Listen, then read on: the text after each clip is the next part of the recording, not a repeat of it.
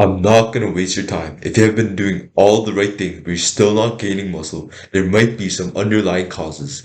I experienced this and I remember how frustrated I was. However, if you're not being consistent at the gym, if you're not eating well, or you're not getting 8 hours of sleep, click off this video and fix that shit, because those are the biggest factors.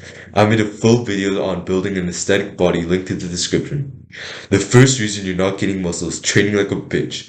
The biggest reason, in my opinion, that people don't make gains is low intensity training.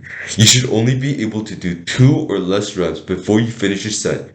If you're a beginner, training to failure on every single set will be too fatiguing and might cause injury. So aim for 1 or 2 reps in reserve, which is the amount of reps you can do while maintaining proper form. The second reason is you're not bulking. If you're under 2 years of training and you're not above 20% body fat as a male or 30% as a female, you should not be cutting or main gaining. I know it's hard these days seeing all these social media influencers with perfect abs, but every single one of them bulked before cutting.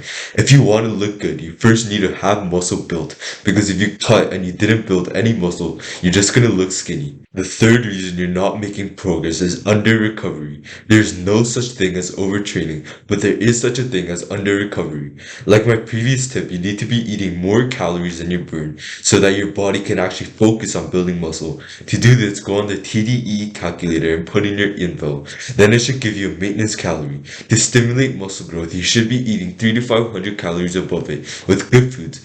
Also, don't forget about your macronutrients, protein, fats, and carbs. For your protein intake, 0.8 to 1.2 grams per pound of body weight is a good metric to shoot for. And for fats, 30% of your calories should be from fat, and 40 to 50% should be from carbs. And of course, we need to talk about rest days and sleep. You should have at least 1 rest day a week, and you should be in bed for 8 to 10 hours a day. Because if you didn't know, you don't build muscle at the gym. You break it apart in the gym, and while you're sleeping, your body uses protein to rebuild your muscle slightly bigger and stronger than before to try and stop it from breaking again. Also, sleep is essential for a next point, which is having low testosterone. There is a massive testosterone crisis for men these days. We have 3 times less testosterone than our grandparents, but nobody talks about it. 260 nanograms per deciliter is seen as normal, but if your testosterone is that low, you will not gain muscle. You'll have low energy and focus. You'll gain body fat and you'll just be a bitch. So we need to boost those numbers up.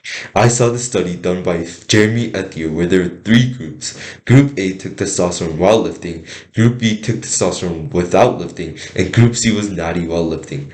Obviously, Group A got the most gains, but surprisingly, Group B, who didn't lift but took testosterone, gained more muscle than the natty group who did train. To be fair, the split was really bad, so that could be the reason. But ultimately, this study shows how much testosterone makes a difference in muscle gaining. I have a guide on doubling your testosterone on my channel you can go check out. It's linked in the description. The fifth reason you're not getting muscle is you're not utilizing progressive overload.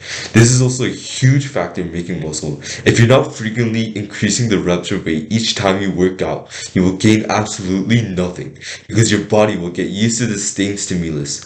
So how do you do this? Choose a rep range. The best for muscle gaining is 5 to 10. Some people say that's for strength, but the hypertrophy rep range is 5 to 30, which means that 30 reps taken to failure will net the same results as 5 reps taken to failure. However, under 10 reps are proven to show that it has the least fatigue and muscle damage. So let's say you choose a pec fly and you can do 80 pounds for 5. Then for the next few workouts, you'll stick with 80 pounds until you reach 10 reps. Then you can increase the weight to 90 pounds and so on and so forth. Click and watch the video right now.